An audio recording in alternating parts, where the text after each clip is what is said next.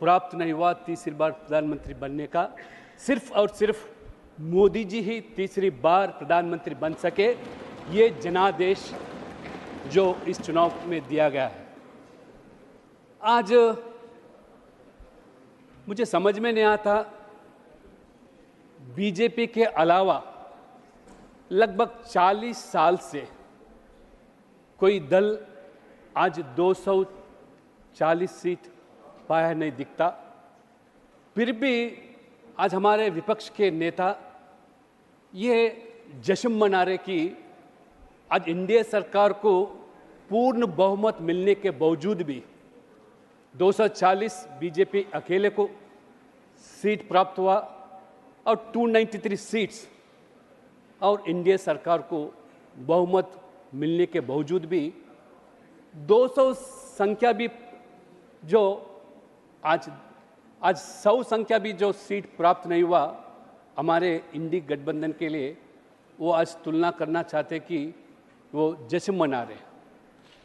मैं आपके माध्यम से मैं बताना चाहता हूँ सभापति महोदय, जो आज 240 सीट पूरा इंडी गठबंधन मिलाने के बावजूद भी 233 ही बनता, मगर ये हमारे विपक्ष के नेता बार बार बता रहे कि आप हार गए इस चुनाव में, इसलिए कि आप 400 पार जो नारा दिए वो प्राप्त नहीं हुआ। मैं बताना चाहता हूँ, कोई अगर अपना पेरेंट अपने लड़के को 100 मार्क प्राप्त करने के लिए जो लक्ष्य लेकर जो परीक्षा में उनको चुनौती देता है, अगर परीक्षा में वो 90 मार्क आने के बाद ये हमारे कांग्रेस के नेता बोलते ये फेल हो गया बच्चा। दूसरी ओर और एक लड़का 100 मार्क के लिए परीक्षा में वो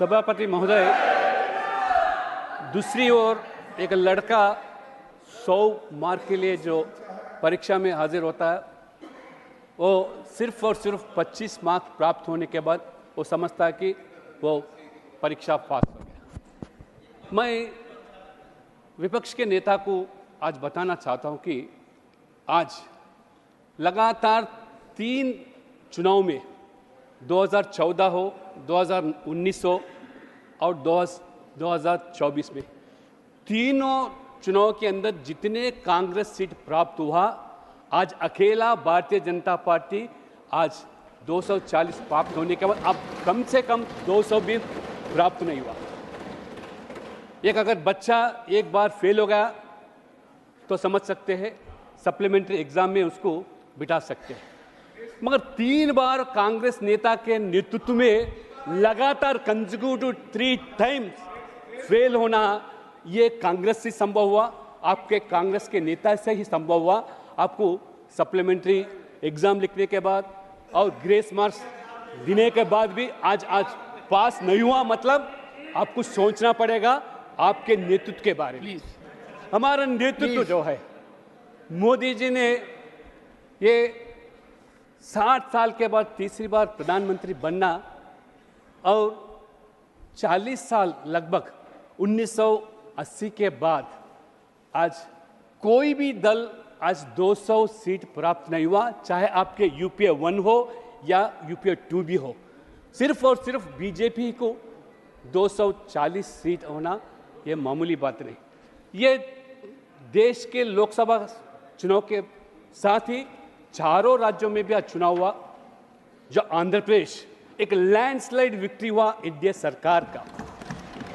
ओडिशा एक इतिहास, पहली बार बीजेपी सरकार में आना, और आज सिक्किम में भी हो, आज पहली बार एनडीए सरकार बनाना, और अरुणाचल प्रदेश में तीसरी बार आज भारतीय जनता पार्टी सरकार बनी। उतना ही नहीं, जहां कांग्रेस राज है, कांग्रेस शासन में है, हिमाचल प्रदेश, कर्नाटका और तेलंगाना। मैं अब बताना चाहता हूं, हिमाचल प्रदेश में तो कांग्रेस का सफाया हो गया, 4 के 4 सीट आज बीजेपी हासिल किया। कर्नाटका में आज बीजेपी सरकार रहने के बावजूद भी आज 19 सीट आज एनडीए प्राप्त किया।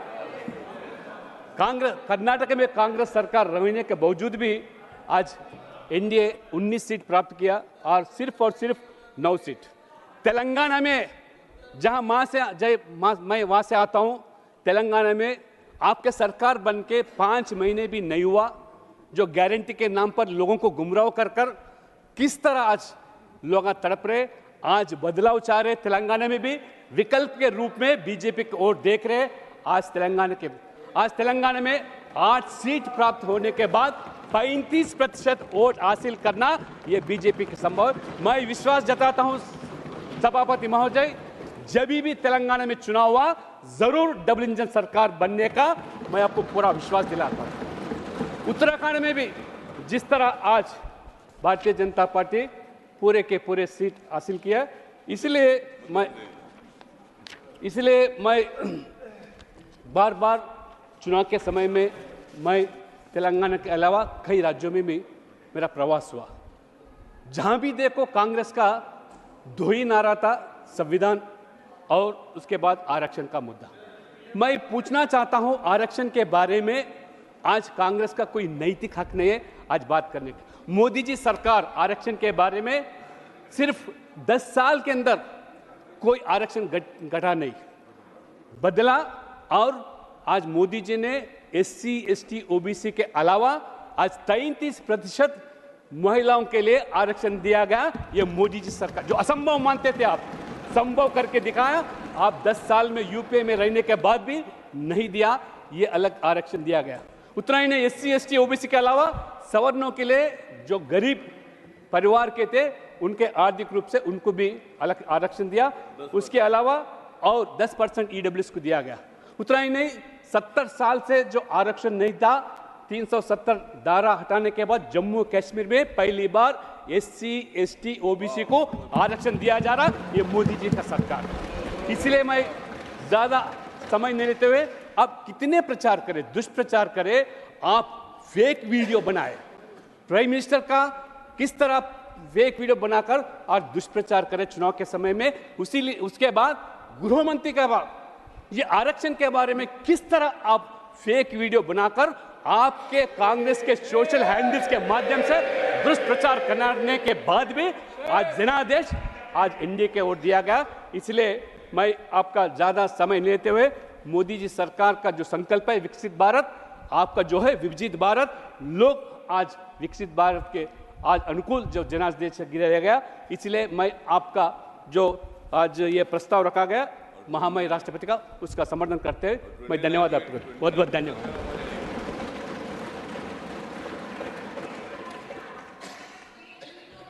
Please, Honorable Prime Minister, to reply the discussion.